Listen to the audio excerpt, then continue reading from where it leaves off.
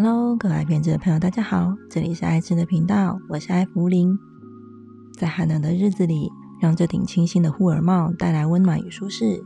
今天爱芙琳跟大家分享的这款护耳帽，简单的重复钩织方式，创造出格子一般的针织纹路，加上了护耳以及长流苏的设计，随着你的步伐轻轻摇曳，增添了一抹轻盈的动感。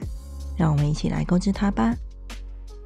线材选用了8股的手边线，搭配 5.0 毫米的钩针，成品完成尺寸如图，供大家参考。可以按钩织的行数以及针数来调整所需要的尺寸。我们会从帽子的护耳开始，基础行锁边起针，起针之后4个锁针，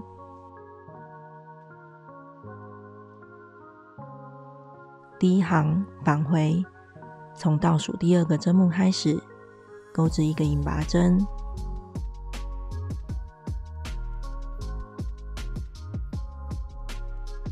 我们在这个引拔针的这2个线圈放上1个记号扣，这里会是这一行的第1个针目，也会是下一行的最后一针。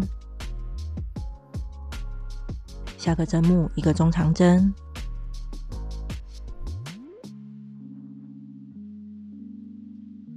最后1个针目1个引拔针，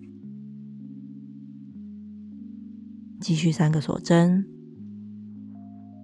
第一行结束，第2行返回，从第2个针目开始重复钩织中括号内容1个引拔针。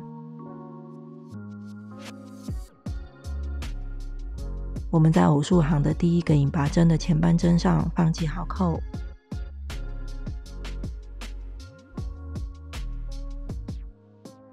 下个针目1个中长针，钩织中括号的时候都是挑后半针，也就是远离我们的那个线圈。再次重复中括号的内容，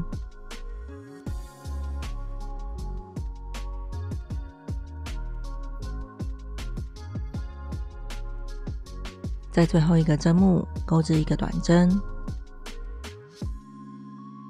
偶数行的短针都是挑针目的2个线圈钩织。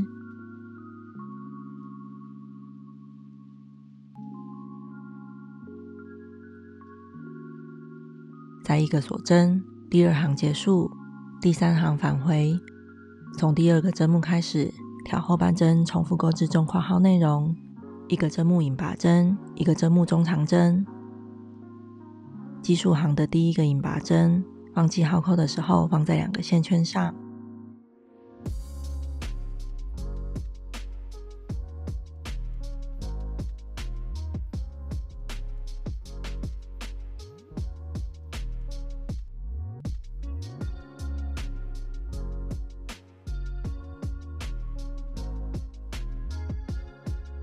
重复钩织中括号内容2次，最后1个针目1个引拔针，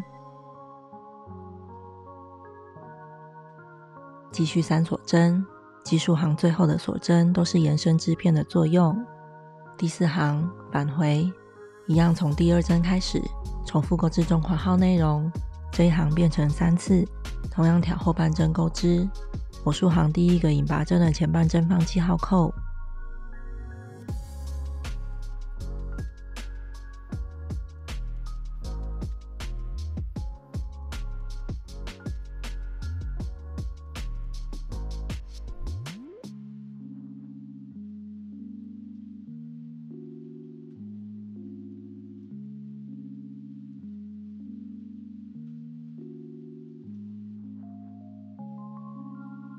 而在最后1个针目挑针目的2个线圈钩短针，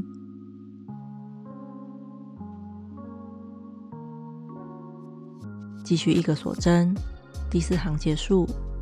后续我们按文字解钩织，织物的一侧进行加针，而另一侧不加针，继续延伸这个织片。除了偶数行的短针是挑2个线圈钩织之外，引拔针和中长针都是挑后半针钩织。在基数行的最后都会延伸2个锁针，而第17行的最后则是延伸26个锁针。这26个锁针会决定帽子的深度，你可以依照需求调整。这个锁针数量建议是偶数，影片中整体的深度有27公分，但是钩完下一行会再缩一点。第18行返回，一样从倒数第2针开始，挑后半针钩织，先连续8个引拔针。我们在第1个引拔针的前半针放上记号扣，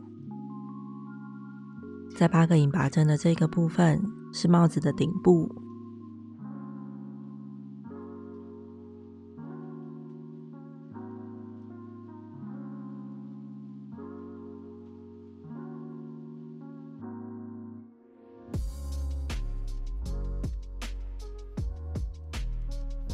8个引拔针结束，接着中括号的内容重复钩织，一个针目中长针，一个针目引拔针，重复的次数会根据第17行你所钩织的长度来决定。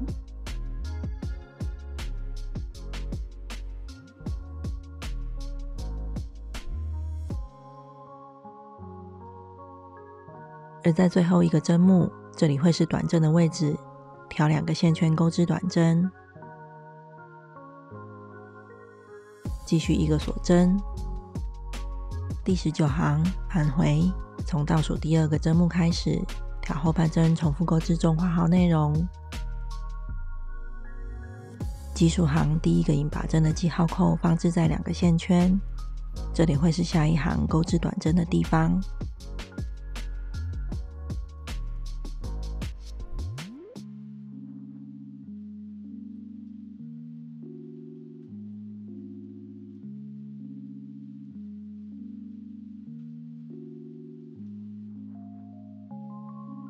中画了针目为2两1组钩织，最后会剩下8个针目，连续8个引拔针。你会发现引拔针的位置对着引拔针，而中长针的位置对着中长针。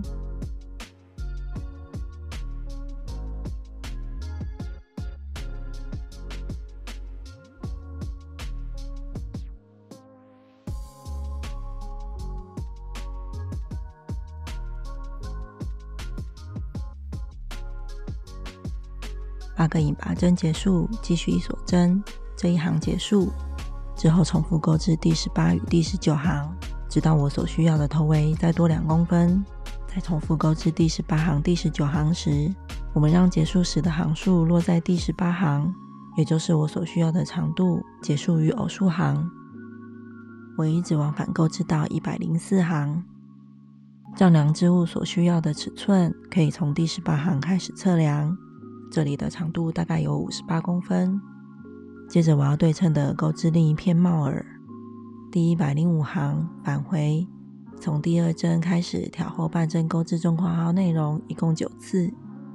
这里所钩织的中长针数量与另一片护耳是对应的。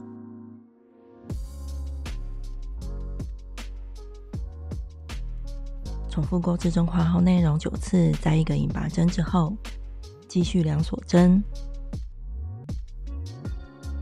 下一行返回，从倒数第5个针目开始，挑后半针重复钩织中括号内容8次。在织物的这一侧，针目会逐渐递减。我们在第1个引拔针的前半针上放记号扣，这里会是下一行的最后1个针目。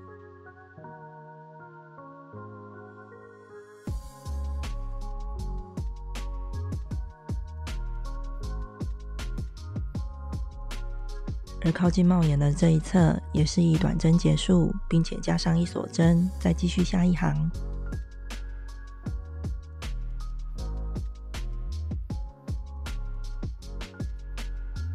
之后按文字解钩织，每2行中括号重复钩织的次数会逐渐递减。在奇数行的部分，起始钩织的位置都是从倒数第2针开始，而偶数行从倒数第5针。引拔针和中长针都是挑后半针钩织，而短针则是挑2个线圈钩。最后一行钩织结束，引拔断线，藏好线头。我们可以将织片对折，它没有正反面之分，哪一面朝外都可以。接着我们缝合帽顶，如影片所示，大概在这个位置，从这里开始缝合。先用记号扣确定好开始缝合的位置，以卷线缝的方式在对应的针目缝合。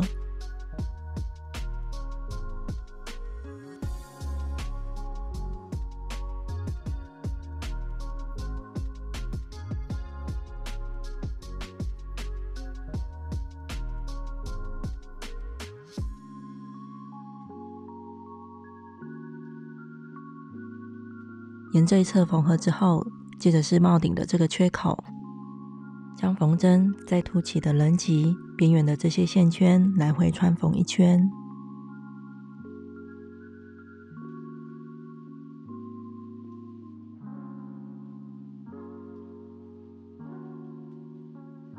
沿着边缘穿缝一圈之后，拉紧线头，收紧这个缺口，再多几次的缝合，将这个小缺口收紧，最后打个结并藏好线头。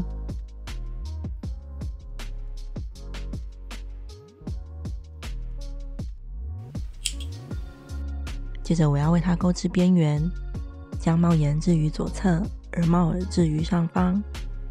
我们可以从缝合的起始位置这里，在这个针目下方的洞眼重新起线。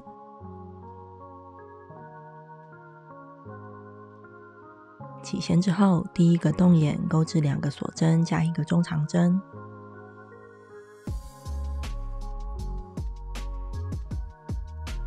再引拔到下个洞眼，洞眼之间的距离大概是2个针目。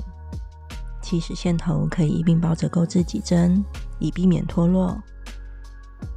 之后我们在每个洞眼重复钩织1锁针加1个中长针，再引拔到下一个洞眼。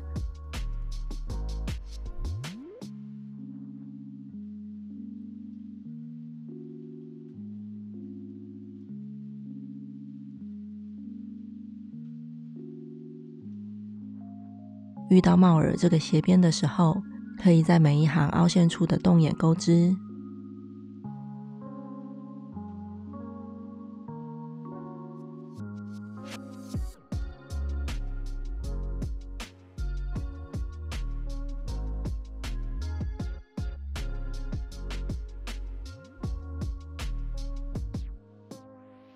而在帽耳尖端的这个转角，平顺的重复钩织小括号内容即可。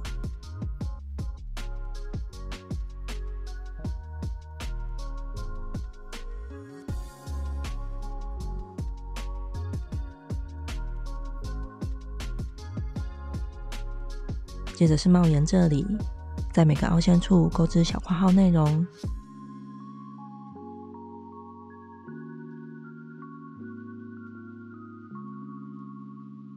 而另一侧帽耳的斜边，也是如同另一侧的帽耳，对称的在凹陷处钩织小括号内容。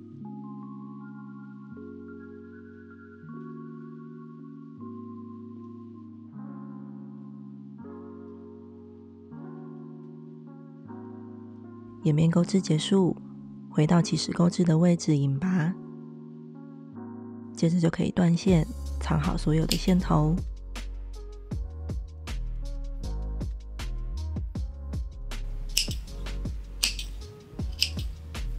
接着是流苏，锁边起针。第一条流苏，先3个锁针，接着1个藻形针。藻形针的钩织方式是返回倒数第3个针目，钩针挂线穿进针目之后，再带出线来，一共4次。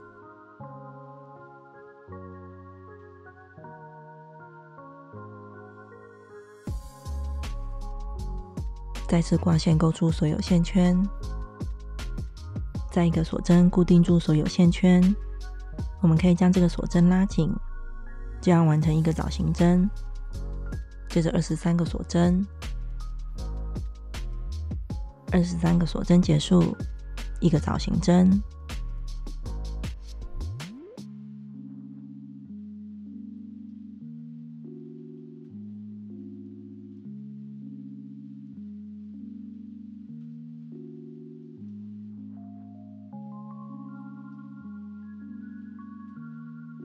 第2个藻形针结束，继续20个锁针，这样完成流苏的一半。接着我们在帽子的一角引拔，将流苏固定在帽耳的一角。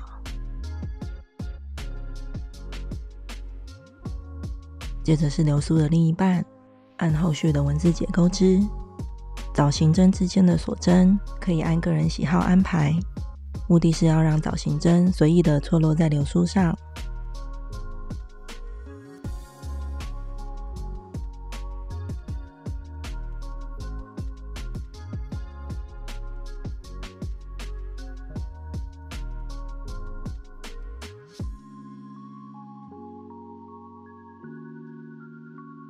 第一条流苏结束，断线。我们按下列文字解，以类似的方式分别在帽耳的两角各钩3条流苏。所有的流苏钩织结束，我们可以修剪流苏末端的线头，线头大概留1公分，不要修得太贴，以免针目松脱。这样这个温暖的流苏护耳帽就完成啦，让你在寒冷的秋冬之际能够拥有一份独特的柔软。这一集的分享就到这边，我们下一集见咯，拜拜。